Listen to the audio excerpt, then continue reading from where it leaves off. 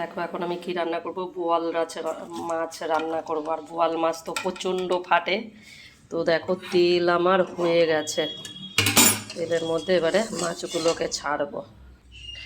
ছেড়েই ঢেকে দিতে হবে, কেন বলো তো?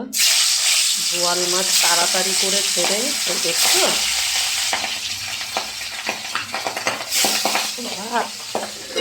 দেখো দেখো মাছ আমার সব ভাজা হয়ে গেছে। আর আমি এবারে তেলে আলু দিয়ে দিয়েছি। আলুটা ভালো করে ভেজে নেব, ভেজে নিয়ে তারপরে কী দেবো, জিরে আদা আর ধনে বাটা দেবো, টমেটো দেবো, নুন দেবো, পরিমাণ মতন লঙ্কার গুঁড়ো দেবো আর হলুদ দেবো। দেখো আলু পুরো লাল করে ভাজা হয়ে গেছে, এবারে আমি মশলাগুলো দেব। দেখো মশলা দিয়ে দিয়েছি, এবার একটু জল দেব, জল দিয়ে মশলাটা ভালো করে কষাবো। ধনে জিরে আদা বাটা, পরিমাণ মতন নুন, লঙ্কার গুঁড়ো, হলুদ আর টমেটো একটা টমেটো দিয়েছি। এবারে মশলাটা ভালো করে কষাবো। দেখো মশলা আমার কষানো হয়ে গেছে, আর এবারে আমি ঝোল দেব। ঝোল ফুটে গেলে তারপরে আমি মাছ দেব।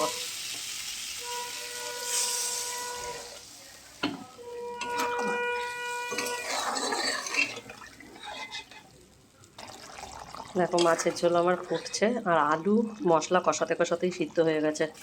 এবারে আমি মাছগুলোকে দিয়ে দেবো। মাছটাও ভালো সুন্দর, মাছটা মানে বড় ফলা না, টাটকাই মাছটা। আর বোয়াল মাছের মাথায় না অনেকটা মাছ থাকে।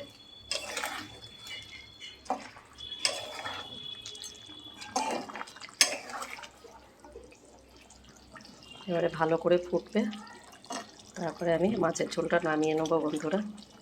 আর আজকের ভিডিওটা তোমাদের কেমন লাগলো একটু লাইক কমেন্ট আর শেয়ার করো। দেখা হচ্ছে নেক্সট ভিডিওতে। Tata bye. দেখো ফাইনালি মাছের ঝোলের কালারটা এরকম হয়েছে, একদম রেডি হয়ে গেছে মাছের ঝোল।